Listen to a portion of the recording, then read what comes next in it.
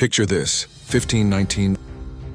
A fleet of strange, towering ships like floating mountains with white clouds for sails appears on the horizon of the Gulf of Mexico. For the Aztec people, this was a sight of wonder, of prophecy, of something utterly new.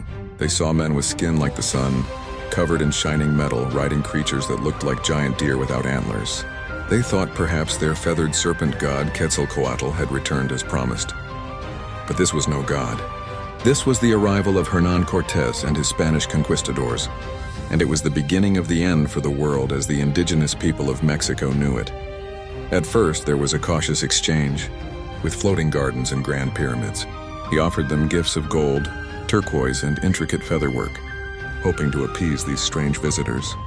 But the conquistadors weren't interested in friendship. They were driven by a ruthless trinity of motives: gold, glory, and God. And their eyes, filled with greed, saw not a great civilization, but a treasure trove ripe for the picking and a population of heathens to be saved. The hospitality soon curdled into horror. Cortés, with a tiny force of just a few hundred men, used superior steel weapons, cannons, and tactical alliances with rival native tribes to his advantage. He took Moctezuma hostage in his own palace. The city that had welcomed him became a prison. The air, once filled with the sounds of the market and religious ceremonies, now rang with the clash of steel and the screams of the dying. But the most devastating conquest wasn't just physical, it was spiritual. The conquistadors saw the Aztec religion, with its complex cosmology and, yes, its practice of human sacrifice, as demonic. They saw it as their divine duty to wipe it clean.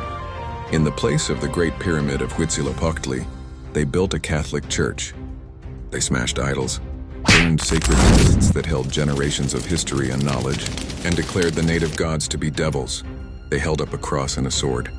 And the choice they gave was simple: convert or die. This wasn't a gentle invitation. It was a spiritual eradication. Imagine having your entire understanding of the universe, the very fabric of your reality, declared evil and systematically destroyed. Following the military and spiritual conquest came the economic one.